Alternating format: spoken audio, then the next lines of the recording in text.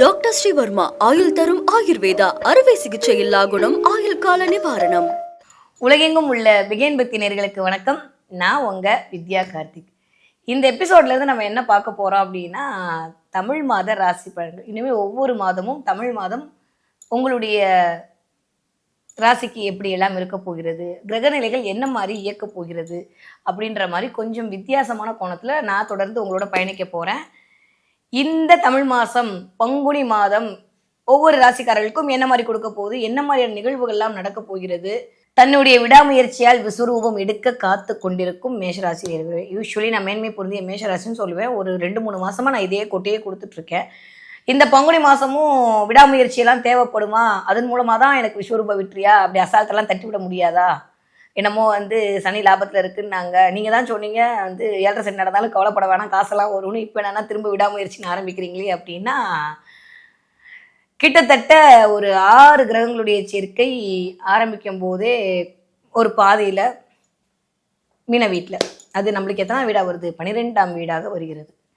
So 12ஆம் வீட்டில் ஒரு 5 கிரகங்களுடைய ஒரு கூட்டமைப்போடு அப்படி ஸ்ட்ராங்காக உட்காந்துருக்கக்கூடிய ஆட்களாக மேஷராசி ஆட்கள் இருக்கீங்க. எல்லாருமே அப்படி தான் இருக்க போகிறீங்க.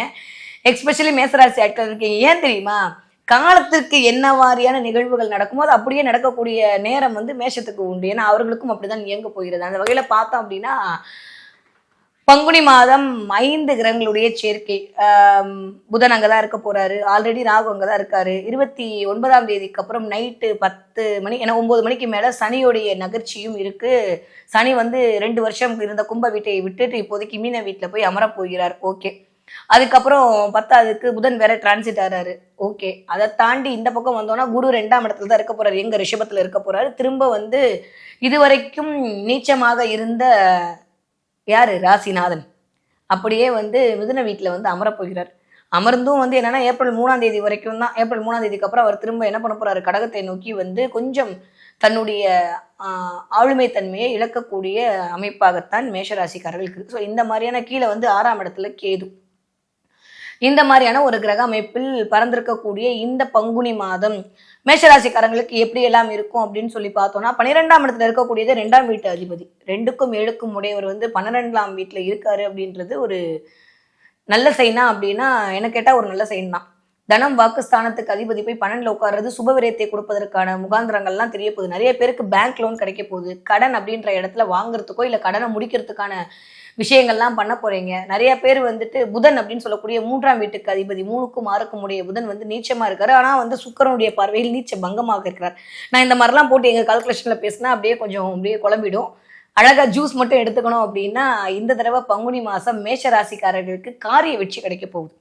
இந்த 11ல அமர்ந்த சனி நிறைய பேருக்கு எல்லாத்தையுமே மாத்திட்டாரு. இருந்தாலுமே எனக்கு மாத்தல, ஒரு மாதிரி தான் ஓடிட்டு இருக்குன்னு சொல்றவங்க கூட மார்ச் 27-28 தேதிக்கு அப்புறம் மிகச்சிறந்த முன்னேற்றம் அப்படின்றது காத்திருக்கிறது.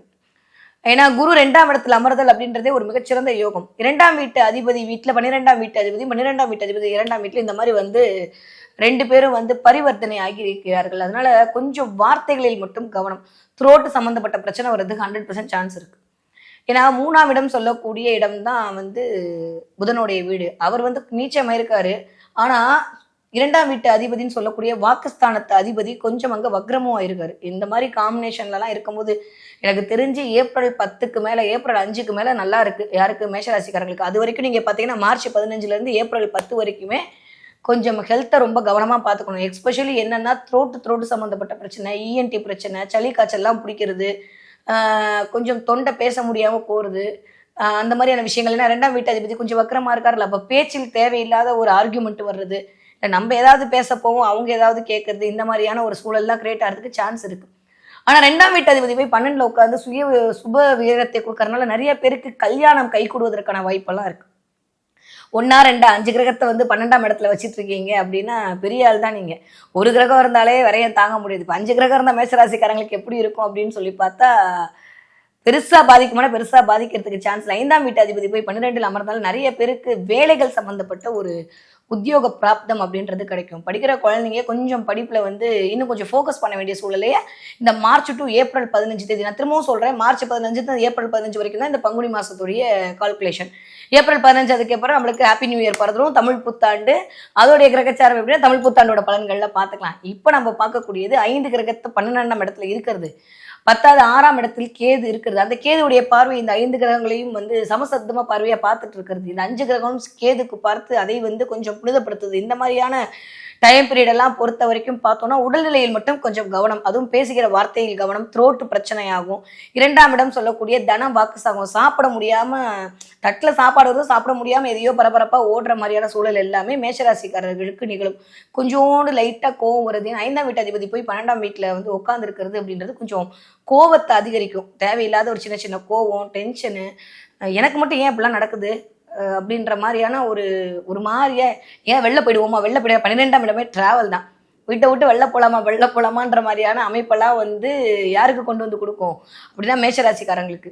என்னமோ நீங்க தான் எக்ஸாம் எழுத போற மாதிரி இருக்கிற பிள்ளைங்களுடைய எல்லா கொஸ்டின் பேப்பருக்கு ஆன்சர் பண்ணுவேன்ற மாதிரிலாம் வீட்டில் இருக்க அம்மாக்கள்லாம் கொஞ்சம் அப்படியே வந்து கபாலிடா நெருப்பிடா மாதிரி இருக்க போறாங்க. அதனால மேஷராசியை வீட்டில் வைத்திருக்கக்கூடிய ஆட்களாக இருந்தால் கொஞ்சம் இந்த மாசம் அப்படி இருக்கு. அவங்க தப்பு இல்லை, கிரகத்தோட தப்புன்றதை கொஞ்சம் புரிஞ்சுக்கோங்க.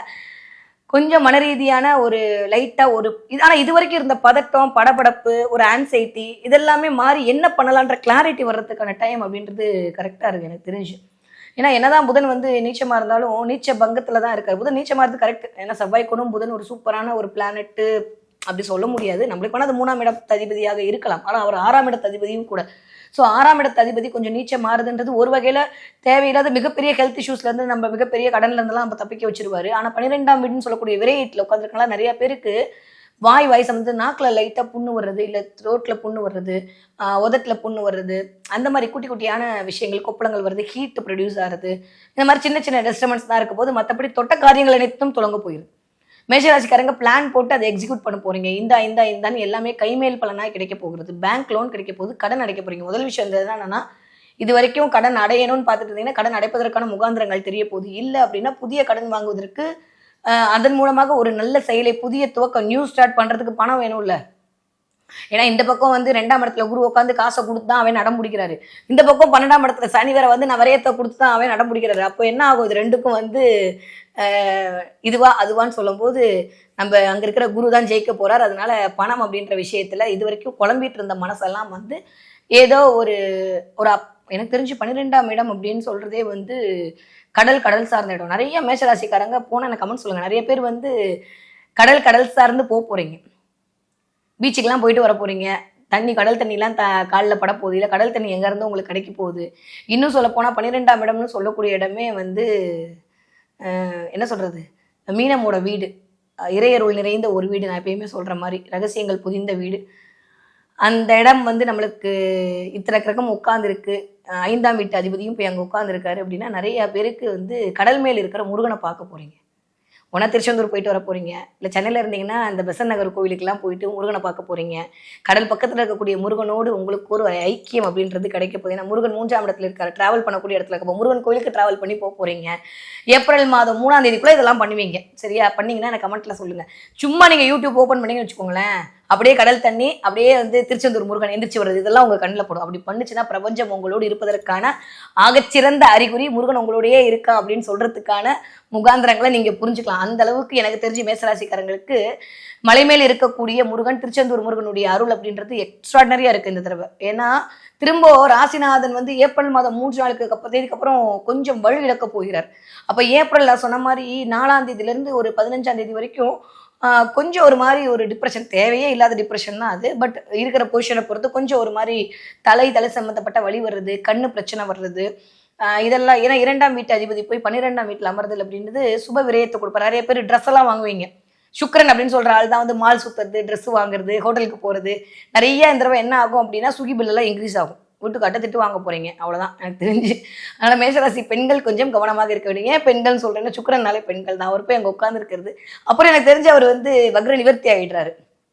ஸோ வக்ர நிவர்த்தி ஆகிட்டு என்ன பண்ண போறாரு, புதனை ஆக்டிவேட் பண்ணுவார். அப்போ என்ன பண்ணுவீங்க அப்படின்னா ஆன்லைன்ல ஷாப்பிங் பண்ணலாம். எப்பயும் நாங்கள் ஷாப்பிங் பண்ணோம், இந்த மாசம் நாங்கள் வந்து பர்ஸை காலி பண்ணியே ஆகணும் அப்படின்ற மாதிரி விடாப்பிடிவாதமா நைட்டு யாருக்கும் தெரியாம போர்வையெல்லாம் பொத்திக்கிட்டு ஆன்லைன் ஷாப்பிங் பண்ணலாமா, கிராஃப்ட்ல போட்டு வைக்கலாமான்ற மாதிரியான நிகழ்வுகள்லாம் ஏப்ரல் மாதம் எனக்கு தெரிஞ்சு மார்ச் 25 26 தேதிக்கு அப்புறமே அது நடக்க ஆரம்பிச்சிடும்.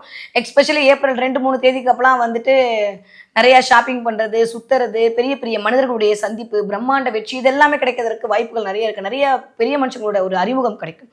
12ஆம் இடத்துல வந்து வரும்போது அது 5ஆம் வீட்டு அதிபதி போய் அவருடைய அது 8ஆம் வீடு.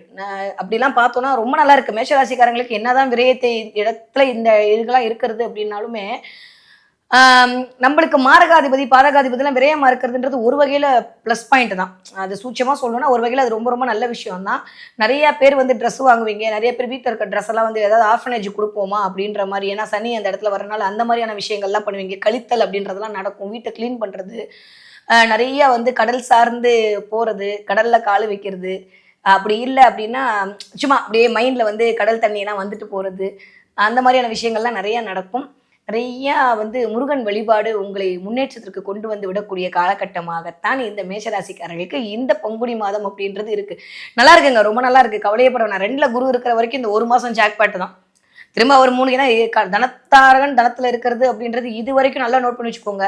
என்னதான் வந்து 11ஆம் இடத்துல லாபத்துல இருந்தாலும் 2ல குரு இருந்து எனக்கு எதுவுமே வரலன்னு உங்க நேச்சுரல் ஹாரோஸ்கோப் ஏதாவது ஒரு இது பண்ணியிருந்தாலுமே இந்த மாதம் கண்டிப்பாக பணம் வருவதற்கான முகாந்திரங்கள் 100 விழுக்காடு இருக்கு. ஸோ காசு பணம் வர்றதுக்கான சான்ஸ் ரொம்ப நிறைய இருக்கு. ஏன் அப்படின்னா 2ஆம் வீட்டு அதிபதிக்கு ராகுவோட உட்காந்துருக்காரு. எப்பயுமே சுக்கிரன் ராகு வந்து பார்க்கும்போது சேர்க்கை இருக்கும்போதுதான் பணம் வரும்.